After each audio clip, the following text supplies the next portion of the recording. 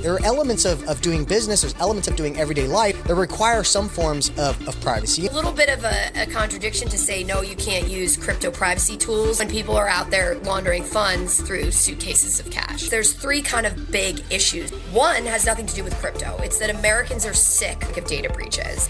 Privacy is a right. ZK proofs, the whole idea is you can verify the data and not having to supply all of the data to begin with. My biggest win from the conversation, now there's top-down messaging from the SEC that says everyone should be allowed to use these tools.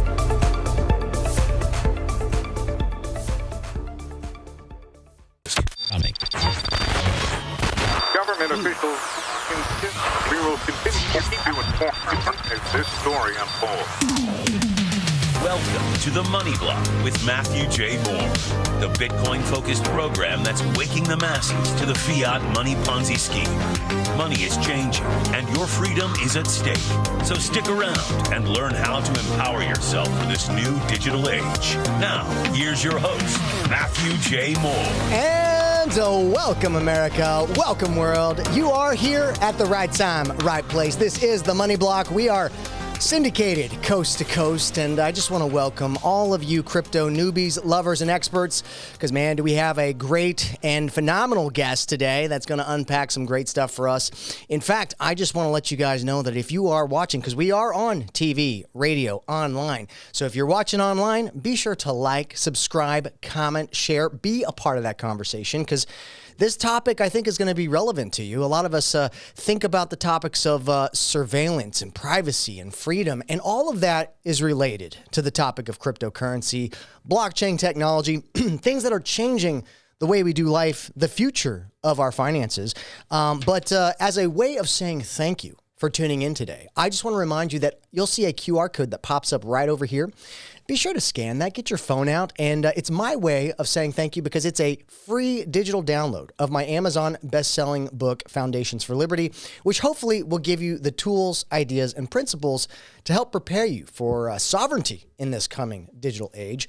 And today's guest is perfect because, like I said, we're going to be talking about this ongoing debate between surveillance and freedom and privacy. And today's guest, her name is Katherine Kirkpatrick Bos. She's with a great company. She's the general counsel of StarkWare, and was recently making some noise in Washington, D.C. at an event that may have been a first of its kind. But Katherine, welcome to the Money Block. I'm so excited to have you on to talk about this topic. But I do want to give our listeners some background information on you because they may be unfamiliar. So before we go to break, just give us a quick preview of who you are and why you got involved. I fell down the crypto rabbit hole. No, I was actually a kind of a law firm lifer. I was a partner at a big law firm, and I was doing white collar defense and government investigations, which means I was defending large TradFi entities in U.S. government investigations. So I saw a lot of dysfunction in traditional financial services. And I read something about crypto. I don't even remember what it was. And I realized how transformational this technology would be and the efficiencies that it would create in our TradFi system. So I kind of shifted my practice and ultimately left to become general counsel of a DeFi protocol. And then a centralized exchange for spot and derivatives, Cboe Digital, and then moved to StarkWare, in part because I really wanted to be with the OGs of zero knowledge proof technology, which I think we'll talk about on this program today. Yeah, I do want to dive into that, but to tease our audience here, when we go to the next segment, we're going to dive into this. But the event that you were at in Washington, D.C. Was a kind of a first of its kind. It was a roundtable discussion concerning privacy and surveillance. Is that right? We got about 20 seconds or so. Absolutely. The SEC's held 6 of these, but this is the 6th. I believe it was the most watched one. It was live streamed. And really, it's, as far as I know, the first time a regulator has held a public conversation on privacy. Okay. All right. Well, guys, you heard it from her. We're going to unpack that. I'd like to ask her a couple of questions, which we will. So I want you to stay tuned, stay put, because we're going to dive deeper into this topic. It's going to be relevant to you, like I said at the beginning. But we'll be right back after this break. This is the Money Block. Stay tuned.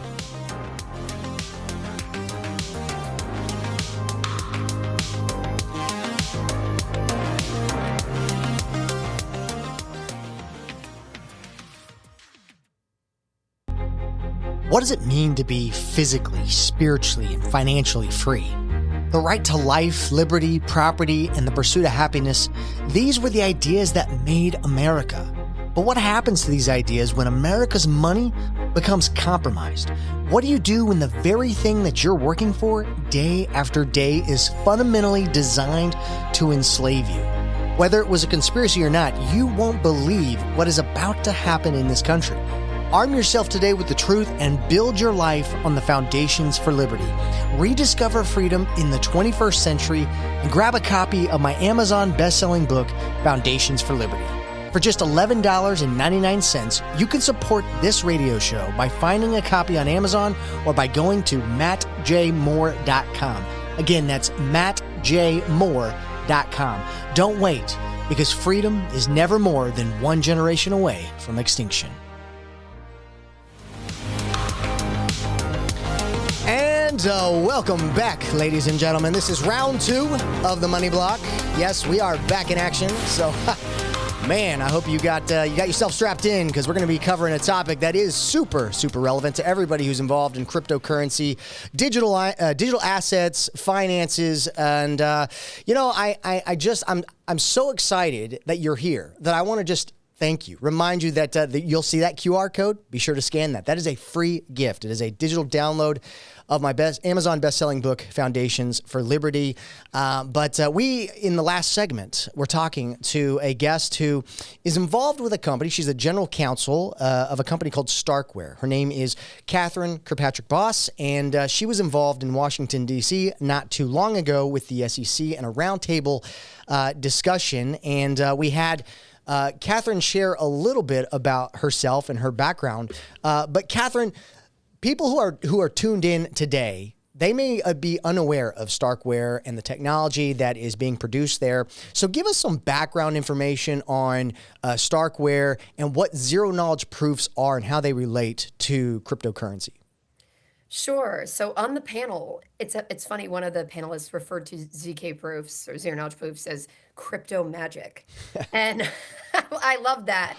So much like a lot in crypto, people think crypto refers to cryptocurrency. It refers to cryptography, which is kind of the underlying technology that supports the development of blockchains.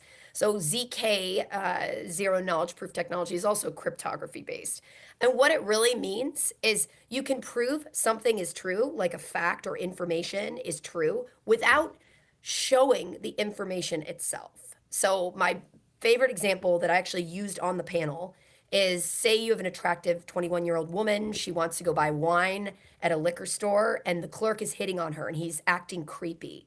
Well, obviously she has to show her driver's license with her address to the creepy clerk. And so at a certain point, you have to ask why. Like, why does she have to show her address to prove that she's 21? And why do any of us have to supply all of this extraneous information to verify one piece of data? Well, ZK proof technology would enable her, there's a pin pad at the liquor store to input a few kind of vanilla facts, and boom, she has that age verification without having to supply her birth date. So this technology is live. It's being used in and out of crypto. It's actually being used in consumer-facing applications. And my company, we use ZK proof technology to scale blockchains to make them faster and more efficient. But the co-founders of StarkWare also co-invented ZK Starks and Snarks, which is pretty much the most widely used form of zero-knowledge proof technology.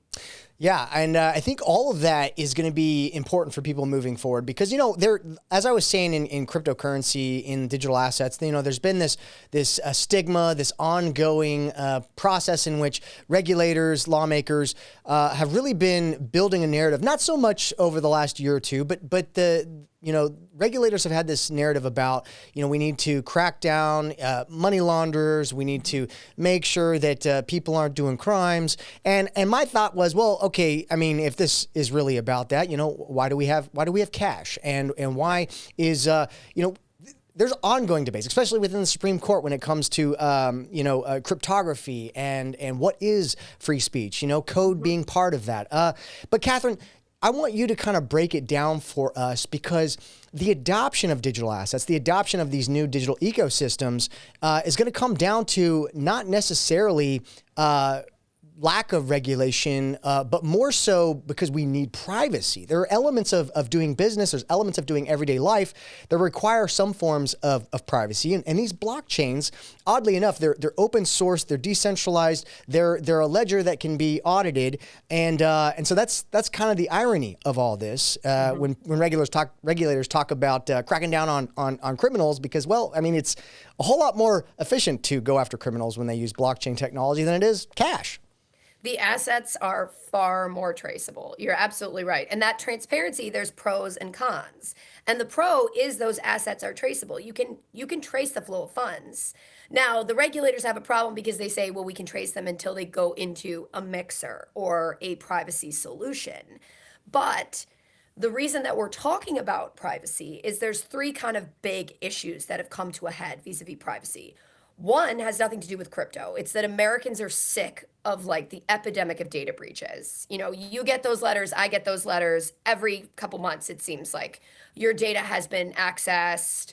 There's lawsuits. It's really scary because nation states are hacking our personally identifiable information. So Americans are saying there has to be a better way, and a conversation is happening in Washington about selective disclosure, meaning why are we providing all of this information for financial surveillance? The second, of course, is just, again, similar. Like, we have to get back to the point where, as Americans, and this is true in other jurisdictions, you know, privacy is a right. And in the US, it's a fundamental right as a mechanism of an expression of morals and values. You know, we should be able to donate to a religious organization or a political organization without everyone seeing that. And then third, which is most relevant for crypto, is you have traditional financial services moving on chain. Like, everyone's talking about tokenization, tokenizing equities. You know, we have a very real scenario where the equity market is on chain in a few years. Well, what does that mean? Is we can't have the kind of transparency that we're dealing with now because you have global hedge funds and asset managers that are not going to be okay with all of their trading and all of their strategies visible to everyone. It's not good for free markets. It offers the potential for market manipulation, front running. So there's a real economic need for privacy as these markets move on chain. All of that conversation is important. And there's pros and cons to the kind of financial crime question, which also always is going to loom large in the minds of regulators, appropriately so. Sure. Yeah. And as we all know, criminals will always exist and bad activity will always exist. But the question here is, are we getting close to a world where we can utilize these privacy tools and have these features that you're talking about and these consumer rights that you've emphasized? I mean, we talk about companies wanting to pay employees with stable coins, not wanting to expose compensation data or other data related to their operations. How close are we to be seeing a world that's integrated with the technology that your company is producing? We are there. You know, the technology exists. The biggest barrier to entry is regulators traditionally have relied on things like the Bank Secrecy Act, which mandates anti-money laundering and know your client procedures for regulated financial institutions. And traditionally, those entities have to do things like they rely on manual know your client, meaning like we need a photocopy of your driver's license. And they feel comfortable with that because they know that that's acceptable to regulators. Now, this is something we talked about on the panel. It's kind of ridiculous because we all know we can go online and using AI, we can generate a fake driver's license in seconds. We can generate a fake copy of our passport. So these processes and procedures are antiquated. And the technology, like ZK proofs, being one of a bunch of options that now exist to kind of modernize it, make it better, that exists. But a lot of regulated entities are afraid to go out there and accept these different forms, digital identity, all these options, because they don't have the blessing from US regulators. Mm-hmm. And that's what this conversation was for. That's why this conversation was so promising. Well, and we've got about a minute or so before we have to go to break. So just let's break this down, though. You've stated this, and I believe this too. Wanting privacy does not immediately signal wrongdoing. What do you have to say to that? Well, what was so amazing is the chair of the SEC, Chair Atkins, and Commissioner Hester Peirce, who both spoke before the roundtable, they both made that point. They said individuals should be able to use privacy tools without immediately coming under suspicion. And I took that a step further on the panel. I said, yes, and also builders should be able to build privacy tools without everyone assuming it's for bad guys, because that should be okay. There's a myriad of really important, valuable use cases for people seeking privacy that have nothing to do with money laundering or committing crimes.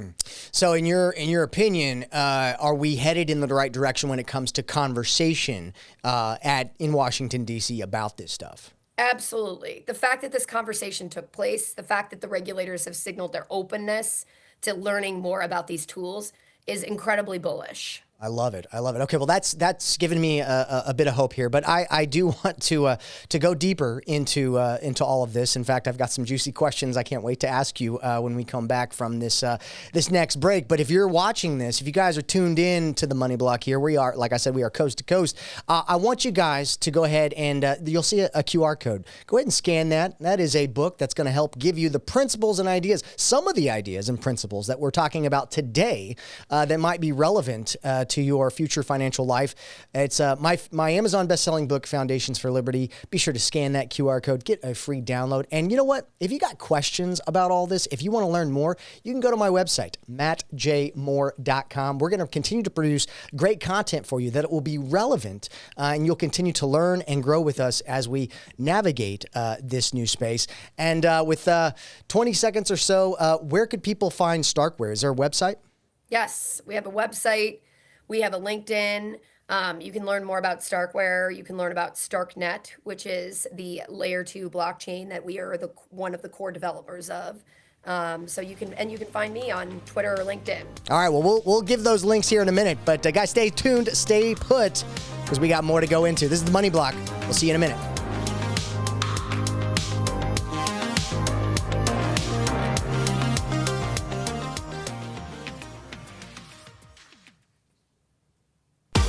AI is here, money is changing, but freedom has never been more important. I'm Matthew J. Moore, the Money Block host on BizTV, Amazon bestseller, and Bitcoin policy advisor. Book my up to 60-minute talk, Redefining Wealth and Freedom God's Way. I'll teach your church, business, or civic group how to secure money, freedom, and faith in the digital age. This is urgent, so I'm slashing my fee from $1,000 to $500. Cover my travel, and I'm there. Scan the QR code now. Spots are filling fast. And welcome back, ladies and gentlemen. It is round 3 of the Money Block. You have tuned in at the right time, right place. And man, do we have a great show for you today. We've been talking about a topic that so many of you guys are passionate about. You probably care about your privacy. You probably care about your finances. And if you are running a company, maybe a big company, you're going to care about the future of this technology as we develop with blockchain technology and the technology that's being produced and amplified through our guest and their company today. StarkWare is the name of the company. But before I bring our guest back and tell you who she is, I do want to remind you guys that we are broadcasting coast to coast on BizTV, on radio, TV, and online. So if you're watching online, be sure to like, subscribe, comment, share, be a part of the conversation. Let us know what you think about this topic and how it is relevant to your life, because, hey, we all want to know. We want to hear from you. But also, you're going to see a QR code. Be sure to get out your phone, scan that QR code, download a free digital copy of my Amazon best-selling book, Foundations for Liberty, and hopefully it'll give you the ideas, tools, and principles to prepare you for this coming digital age. All right, guys, let's dive back into it. I have on the line a guest. She is the General Counsel of StarkWare, like I mentioned before, and we've been talking about this debate about privacy, surveillance that's ongoing in the world of digital assets. Her name is Katherine Kirkpatrick Bos, and she knows a thing or two. In fact, she was involved in Washington, D.C. with a roundtable discussion on the matter. So Katherine, welcome back to the show. I'm excited to go deeper into this. We do want to continue this because, you know, you've argued that privacy, and you've said this earlier in our earlier segments, it should be a basic consumer protection right. And it's essentially an economic necessity. But how has this perspective that you've championed, how has that been perceived by regulators? And you, like I said, you did touch on it a little bit, but can you expound upon that a little bit more? Is it a growing consensus, or is it still an uphill battle? It's a great question because it's also difficult because there are so many different regulators with different mandates in the United States. So the fact that the Securities and Exchange Commission, which is, obviously a very influential financial regulator, not only convened this roundtable, but, the chair and two commissioners spoke in kicking off the roundtable. And they were all very positively inclined in their commentary about basically promoting privacy in the United States. And this was all started by Commissioner Hester Peirce. She wrote a piece back in August where one of the points that was most impactful to me is she said the US should be using a scalpel, not a sledgehammer, when it comes to balancing the needs for privacy versus the need to mitigate, financial crime. And so obviously the SEC, or at least the Republican commissioners on the SEC, are very supportive of this. The more difficult question arises is when you start considering the criminal regulators, like the Department of Justice, OFAC for criminal sanctions. There's always going to be a question when you're looking at privacy and how that conflicts with collecting data for financial surveillance purposes to kind of mitigate or prevent crime. But I will say, you made this point, obviously the most widely used mechanism for crime is cash. We should just get rid of that, right? Yeah, exactly. Let's just get rid of cash. It's the ultimate privacy currency. So it's a little bit of a contradiction to say, no, you can't use crypto privacy tools when people are out there laundering funds through suitcases of cash. Which in reality, then, is it really more about tax collection? Is it really about, there are other ways you could look at it. And it's like, what are we going to use as the scapegoat? But let's continue this conversation. And I know that privacy and transparency can coexist. But for the viewers who are unfamiliar, we did describe it a little bit, but there's always people tuning in. Zero knowledge proofs, like the technology that StarkWare is pioneering and championing, it makes all these things possible. Expound upon this, how this is both applicable for users and regulators, the technology. Yep. So ZK proofs, the whole idea is you can prove that something is in fact true. So you can prove that, this is your birth date or this is your social security without the social security number, without supplying your social or your birthday. And how does that all work? It has to do with cryptography.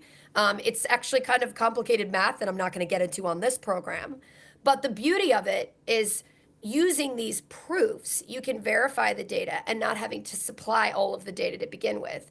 And there is always kind of a repository of that verification data, but it's not out there for everyone to see and hack. And it's a lot more safer and a lot more secure. So this is something that it's a point of conversation, obviously, in and out of crypto, because it pertains to consumer data. One of the things that I think a lot of people missed is President Trump issued an executive order consolidating all of the data that exists within all of the different federal agencies in the United States. So, you have Veterans Affairs, you have employment, you have all of these different agencies hold data for different purposes, tax, of course. So he's consolidating all of that. Now, I completely understand why he's doing that. It creates major efficiencies. But the fear is also, well, wow, we've created this giant honeypot of American data that is going to be a target for North Korea and Iran and a bunch of other nation states. So this is also part of the conversation is, Palantir has the contract for that data. But are there cryptography-based solutions like ZK proofs that should be used to protect data in that circumstance or in other areas where you have these honeypots of data that are rife for exploit? Mm-hmm. Well, and, I'm sure there was a dynamic conversation at the roundtable. As far as the discussion that went, what application? I know we talked about the zero knowledge proofs aspect, but is there any other aspect that excites you going forward, which allows users to control their data and verification? What processes or conversations have excited you the most? Well, I love anything having to do with ZK proofs because of the multiple use cases. But the really exciting thing is that's actually just one piece of cryptography-based privacy technology. And there's also a myriad of creative solutions when you look at privacy tech. Like one of my other favorites is you have all of these privacy solutions, like the classic ones that a lot of people have heard of that have a negative connotation are mixers, right? You send your funds to a mixer. I always explain this to non-crypto people by being like, I've got money, you've got money, you've got money. We all have coins. We throw it into a pool and it gets all mixed up. Okay. Similar in cryptography. But a lot of the mixers that people are developing, they're calling it compliant privacy or smart privacy. They have mechanisms like a viewing key, which means it's private except to the person or entity or group of people that hold the viewing key.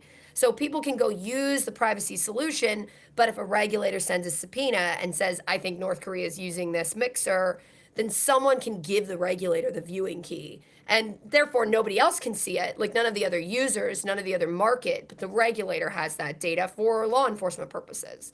And that's one example of a lot of projects that are working on kind of responsible privacy or compliant privacy, whatever you want to call it, because they know that total privacy is going to be a potential lightning rod for scrutiny. They don't want the wrongdoers and the criminals coming to use their solution, particularly at scale. Well, we got about 30 seconds, but so that does apply to warrants as well, right? Absolutely. Okay. Warrants, subpoenas. There's a lot of legitimate reason why people want to unmask that privacy. Obviously, the question arises in the civil context with, for example, divorces. Like one party wants the financial transactions of the other party. Yeah. So these are tough questions. Yeah. Well, guys, we are going to continue to dive into these tough questions, and hopefully you've been enlightened, encouraged, or given new perspective. But we have to go to break, so we'll be right back. We got more great conversation with Katherine, so I want you to stay put. This is the Money Block. I thank you so much for tuning in. You won't regret it. We'll be right back.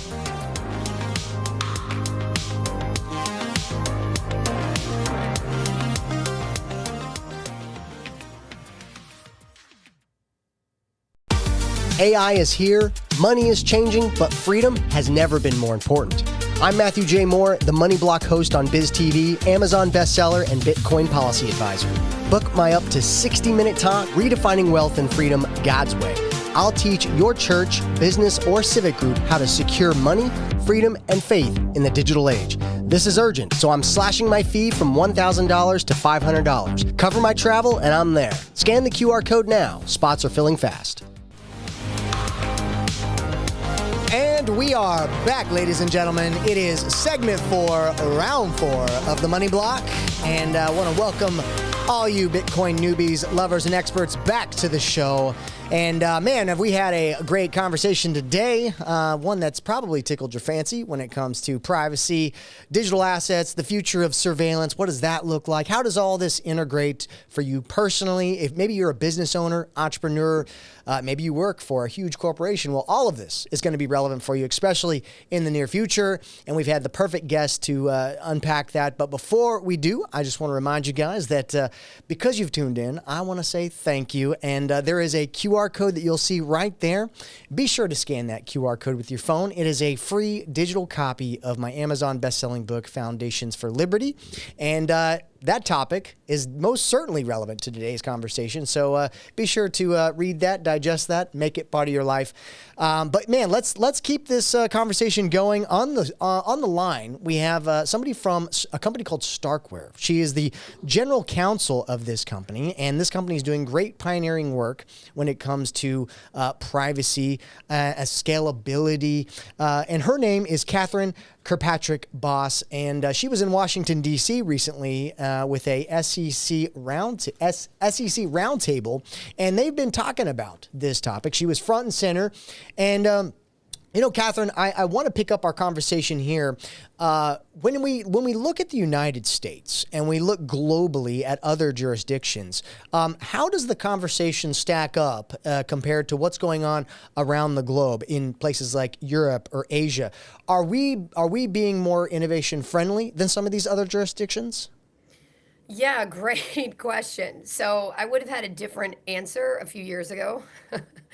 I think it's been a huge change. Look, like one of the biggest problems with, for example, the Chair Gensler regime in the SEC is they really were not fans of crypto, and a lot of their policies really created an unfriendly environment for innovation. I would extend that even to broader tech. Now, this administration has done a complete about-face, and that's been the SEC's narrative in particular, is that they want to welcome innovation. that could help create efficiencies or speed in the financial markets. And in the US, the CFTC has been the same way. The CFTC, which regulates the commodities market, whereas the SEC covers securities, the CFTC has also made it clear that they are here to be innovation friendly. They're here to create an environment where builders can experiment without fear of unreasonable retribution. So in our markets in the US, we're on the right track now. We are saying, here is where you should build. Here is where you should innovate. The rest of the world, when you're talking crypto specifically, it's been a complete patchwork. Some jurisdictions are extremely friendly. Some have really, strategically positioned themselves. Like the Cayman Islands are a great example. They've made it very friendly for crypto companies to operate. They have a really sophisticated legal regime for crypto, and it's served them well. It's added an enormous amount of money to their overall economy, whereas other jurisdictions have repeatedly changed their mind, and some have been outright unfriendly to crypto and to privacy for that matter. Yeah.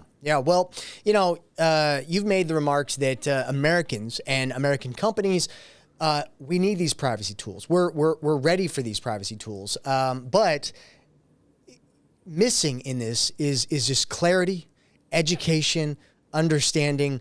And it seems like these were very positive developments at this roundtable after all of these discussions and kind of what you said about, what you're seeing globally compared to the United States.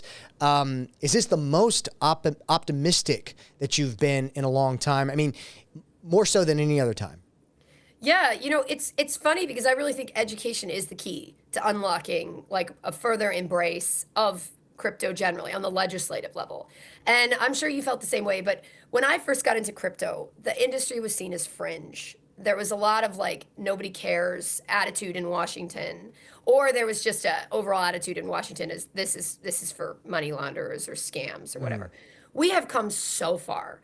And a lot of that has to do with education. There's been a lot of people who've spent a lot of time on the Hill explaining the benefits of all of the underlying technology. Like this industry isn't about meme coins. It's not about scams. It's about creating a better system for what exists today. And we've come a long way with crypto assets, with DeFi. We are at the early stages of educating regulators on privacy tech specifically. And in some ways, it's easier to understand from a use case perspective, but more complicated technically, depending on what you're talking about. So I am super optimistic because I never thought we would be here at this point with the regulators convening a roundtable specifically to talk about privacy. And the best part too was the first half of the roundtable, and this is unique. They have never done this with any of the other roundtables. The first half was builders actually demonstrating the privacy tools. And there was a really cool spectrum. There was kind of Zcash, which is very cypherpunk, very original crypto, all the way to the Canton network, which is permissioned, institutional, it's DTCC's choice of chain. And so the first half was builders actually demonstrating how all of this works. The second half was a policy-focused conversation, which basically said, we've seen that this exists, we've seen the use, where do we go from here? Sure. Yeah. Well, and on that panel included voices from, privacy-focused projects like you mentioned, Zcash, but groups like the ACLU. And so what areas of agreement or pushback stood out the most to you when you guys were talking about, privacy for individuals and overall surveillance? Yeah, and they did a really good job on the policy-focused portion to also have a spectrum. You had Republicans, you had Democrats, you had kind of hardcore crypto people. You had an individual who was on the board of Zcash, for example. But you also had Carol House, who was a Democratic appointee and who was really advocating for more kind of permission privacy architecture. What's interesting is there was a lot of agreement. And even the kind of spicy discussion, there was mutual respect, which was fantastic. You don't always see that in Washington when people disagree. Yeah. And I would say there was some disagreement on how you do this effectively, like how kind of permissioned should these tools be and whether they should be mandated. Like a big point of conversation is, look, there's tools that now exist in and out of crypto, in privacy technology that can be applied to DeFi, for example. Like a great example is blockchain analytics. Like you can scan wallets to see if the wallets are sanctioned. So these exist. Should they be mandated? Should they be part of every project? Should they be part of every privacy protocol? A lot of people on the panel said no, because these projects have different uses and different use cases. And of course, they should be there when you're talking about institutional flows or regulated entities, but they shouldn't necessarily be there when they're talking about individuals who have no obligation to adhere to the Bank Secrecy Act, for example. So that was a great discussion. Well, and you bring up a great point is, I mean, even in the world today and the technologies that we have today, there's a spectrum of what can be used, how it can be used, when it can be used. Why can't it just exist, all of it? You know, and these different ecosystems, you know, people have choice, people have the ability to participate in ways that they either need to or choose to. Absolutely. And again, some people can use privacy or want to use privacy for things that are legal, but other people may not like them. Okay. Sure. Like there's a distinction there. You know, people might want to use privacy tools to you know, buy cannabis. Fine, it's legal in Illinois. Right. Other people may say, no, that's a drug, but this is what we're talking about. This is America. There's a spectrum of morals and values, and no one should judge another person for what they choose to do with their money, assuming it's legal. Preach it. Yeah. I love it. Well, okay. Well, so as far as your biggest takeaway from that conversation, we know you were optimistic. We know that there were a spectrum of people on there, but what was your biggest takeaway? My biggest takeaway is that, frankly, there's now an acknowledgement that this conversation needs to happen. And my biggest win from the conversation is that I think that now there's top-down messaging from the SEC that says, guess what? Everyone should be allowed to use these tools, and people should be allowed to experiment and build these tools. That did not exist prior to the roundtable. But, you know, Chair Atkins made that explicitly clear in his remarks. And it's going to make that, I believe, harder from the U.S. regulatory perspective to immediately come down hard on a project or on an individual with suspicion just because they're engaging with privacy tools. Well, and for the viewers, give them direct places where they can follow StarkWare, yourself. How can they get plugged into the work? Yeah, absolutely. So you can follow StarkWare on, we have a website, we have a Twitter, we have a LinkedIn, or X, I should say, sorry. Same with me. I'm K Kirk Bos on X, Katherine Kirkpatrick Bos on LinkedIn. And definitely engage. I think what StarkWare is doing is amazing because it's really on the cutting edge of this technology. I joke that I'm the stupidest person at StarkWare, and I'm fairly smart. So, and that's the best thing, is it's very invigorating getting to work with really brilliant people that are looking beyond the status quo and saying, how can we do this better? And how can we use highly sophisticated math that most of us will never need to understand to improve the lives of average individuals. Yeah. And if you are watching this program and you're thinking, man, I am not even near where Katherine is, you know, I need you to just stay encouraged, stay curious, and start educating yourself. That's what it's about. Education. All right, guys, we'll be right back. We got to go to break. We'll see you in a minute.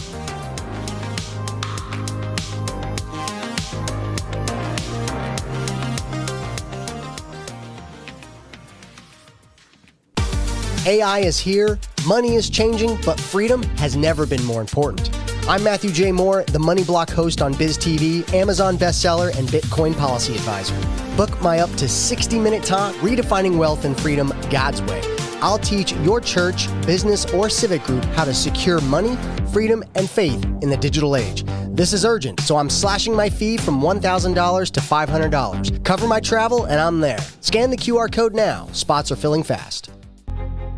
What does it mean to be physically, spiritually, and financially free? The right to life, liberty, property, and the pursuit of happiness, these were the ideas that made America.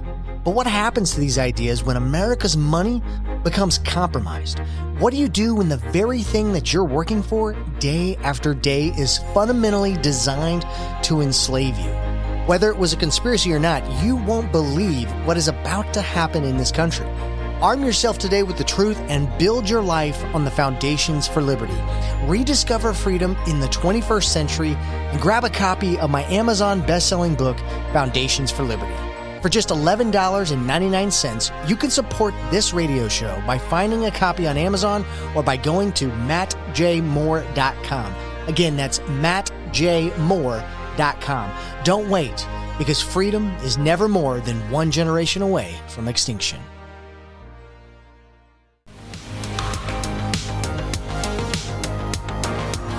And welcome back, America. Welcome back, world. Man, have we been having a great conversation on the Money Block. Today has been a phenomenal episode, one that I hope you didn't miss. And if you did, you can always go back online and watch it on demand, because that's where we keep all of our content. You can go to mattjmoore.com. But, man, do we have a guest today that's been talking about this issue between surveillance and privacy and freedom? How does it relate to us personally, our businesses, the future of America entrepreneurship? I think you might be encouraged with what our guest has to say today. Her name is Katherine Kirkpatrick Bos. She's with a company called StarkWare, and she is the general counsel of this company and was involved with a roundtable at the SEC. So she's the right person to ask to have on about this conversation. And so Katherine, welcome back. I know that we've dived a little bit into all this in different areas, different aspects, but drawing from your background when it comes to derivatives, compliance, and regulated markets, how could the privacy innovations highlighted at the roundtable, things we've talked about today, how could this unlock a greater institutional participation and even competition in the marketplace without adding those heavy-handed rules that we were kind of afraid of? It's a great question. And yeah, I was formerly chief legal officer of a CFTC registered designated contract market, which is a derivatives exchange for crypto. And DCMs are very hot right now because all the prediction markets are trying to get DCMs. I think it's really important when you look at institutional trading. There's a couple things that makes privacy absolutely essential. One, it's just competitive strategy, right? Like, it makes sense. Like, they need to have that strategy not open for everyone to see. Two, you need to make sure it's okay, and the retail individuals that are trading against institutions when it comes to, especially in derivatives, because retail can trade through FCMs and in other mechanisms in the derivatives markets. You need to make sure they're not at a disadvantage to the large institutions. And if everything's transparent, the big players can take advantage of tiny latency to front run trades. So you need to avoid that. You need to avoid creating a market where it's easy for those, not necessarily just the institutions, for anyone to manipulate the market. And all of this is a big question mark when everything is on chain, everything is transparent.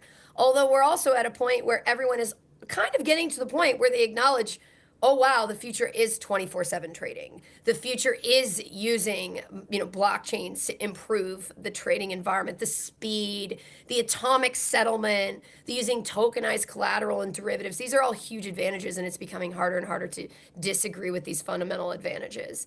But all of that necessitates privacy. And how do you use privacy? How do you kind of actually add that component to trading on chain? You use the privacy technology that we were talking about at the roundtable. You use ZK proofs.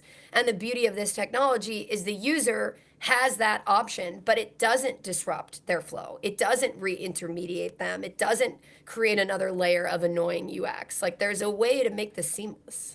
Sure. Yeah. Well, and the one conversation that's been getting a lot of energy and probably will in 2026 is this conversation about quantum computing, the threat it has to things like Bitcoin, but the zero knowledge proofs, things that StarkWare is working on.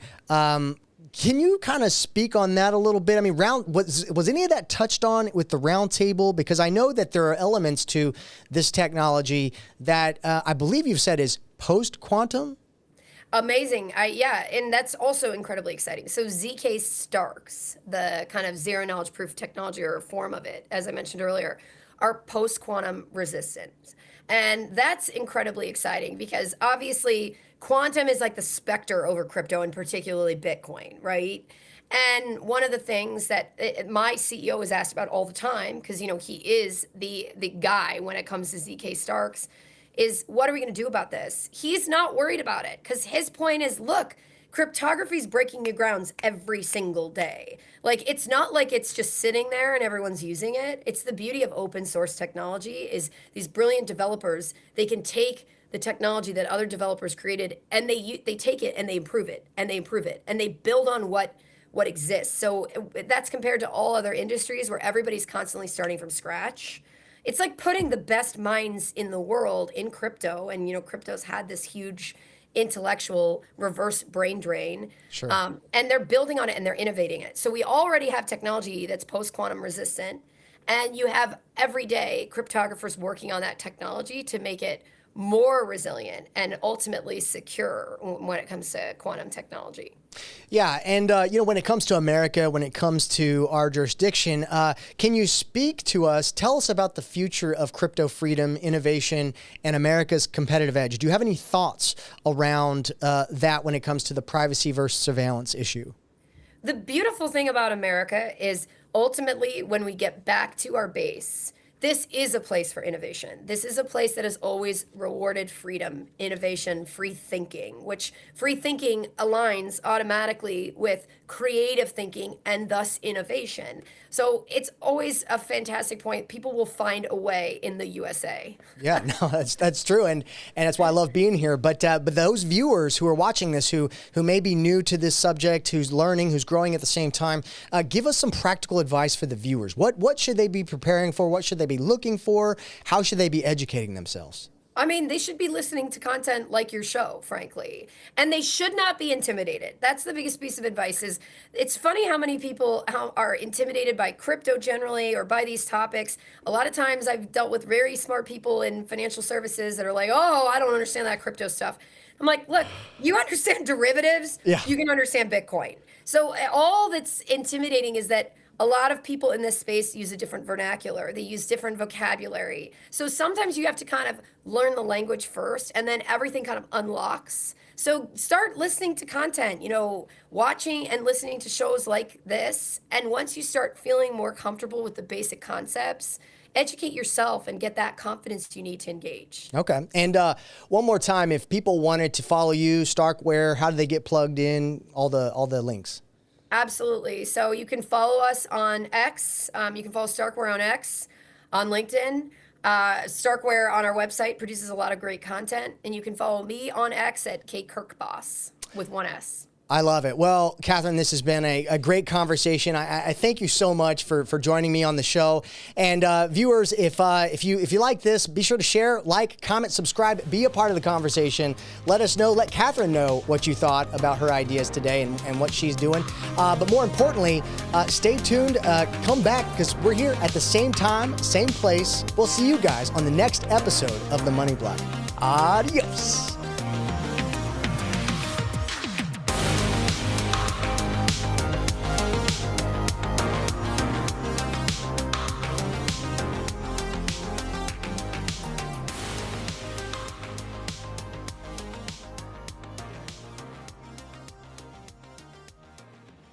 The opinions and suggestions expressed on this program are solely those of the participants and are not necessarily endorsed by program sponsors or any station, media company, or platform broadcasting this program. This program is a product of Moore Media, LLC. The information in this broadcast is not intended as investment, tax, or financial advice. Matthew Moore is not a licensed investment advisor and speaks solely from his experience and opinions. All information in this broadcast is for entertainment or educational purposes only. Matthew Moore, Moore Media, LLC, and the company or platform broadcasting this program is not responsible for the success or failure of any person's investment decisions or purchases. Matthew Moore, Moore Media, LLC, and the company or platform broadcasting this program makes no and expressly disclaims all representations, warranties, and guarantees with respect to this broadcast and its sponsors. Investing in any market is inherently risky and can be financially dangerous. Invest at your own risk.